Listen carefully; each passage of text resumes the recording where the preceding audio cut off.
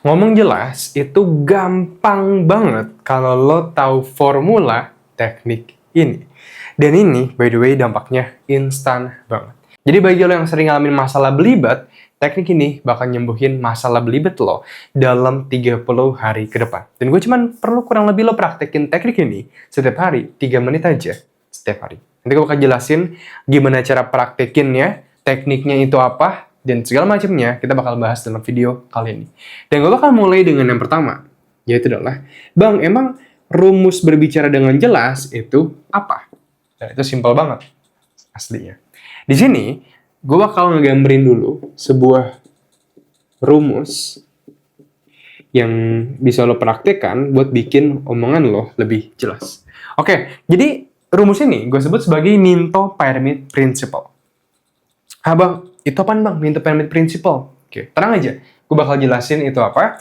Cuman sebelumnya, gue pengen kasih unjuk dulu ke lo kalau gue pakai teknik ini dan kalau gue nggak pakai teknik ini.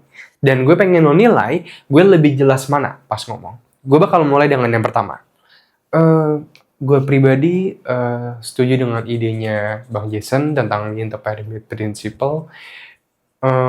Karena dulu gue pernah terapin juga,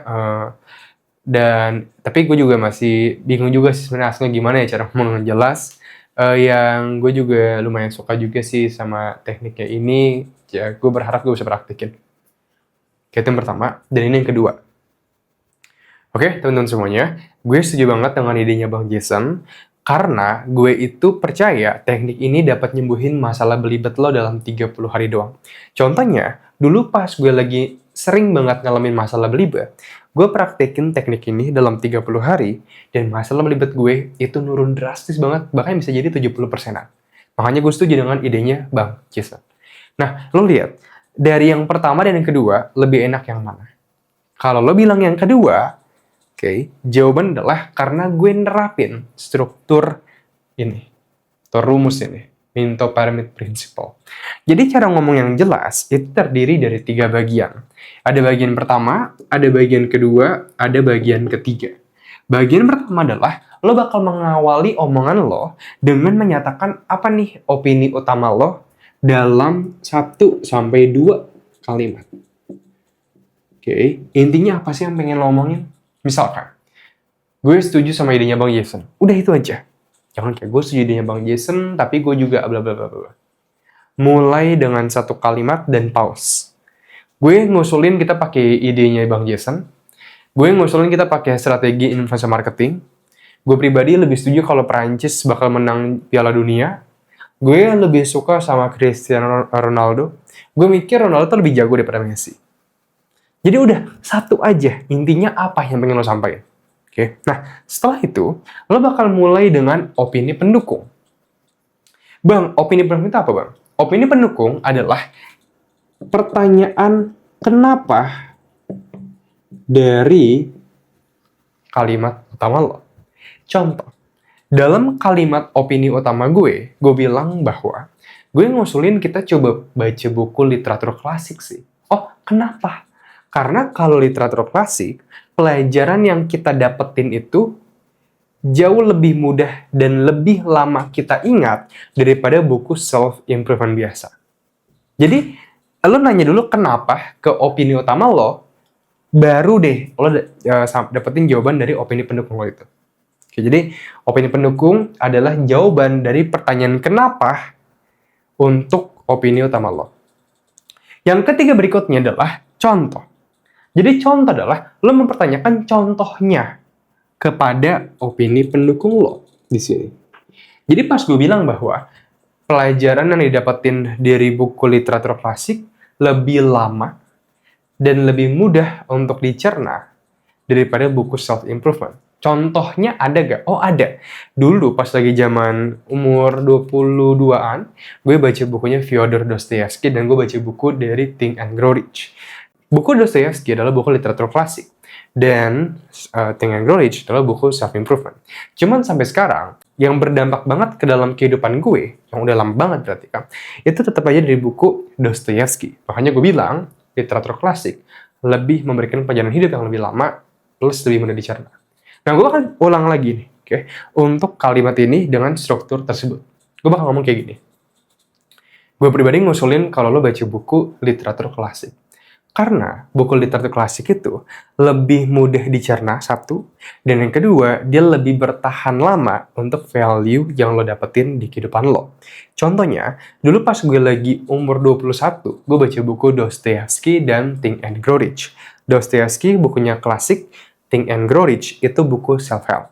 Tapi sampai sekarang, pelajaran yang masih melekat dalam hidup gue itu malah berasal dari bukunya Dostoyevsky.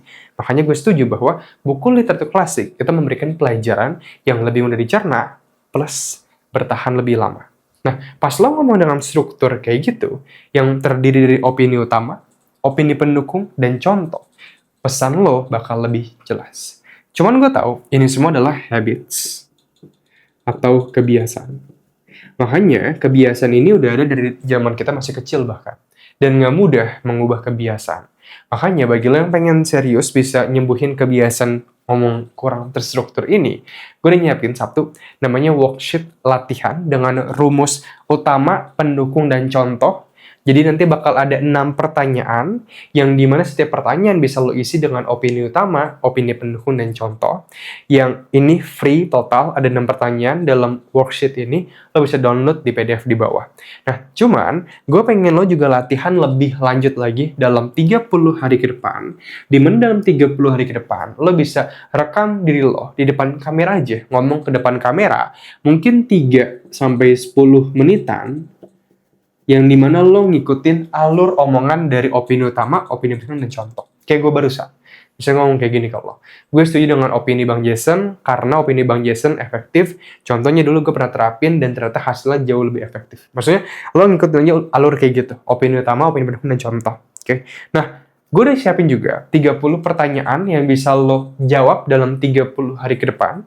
Bebas lo mau coba research dulu di internet, lo mau coba tulis dulu. Intinya, lo bisa ikutin 1 hari 1 pertanyaan, ngomong depan kamera 3-10 menitan, lo lakuin ini dalam 30 hari, lo bakal bisa ngomong jauh lebih jelas.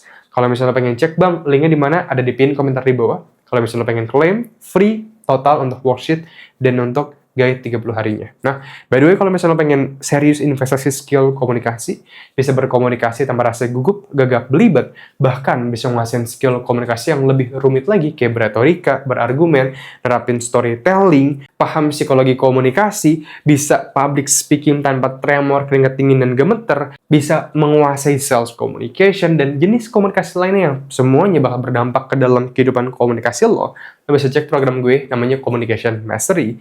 Di sana lo bakal belajar dalam 20 jam lebih pembelajaran intensif, yang semuanya bakal di-cover dalam 30 days result guarantee.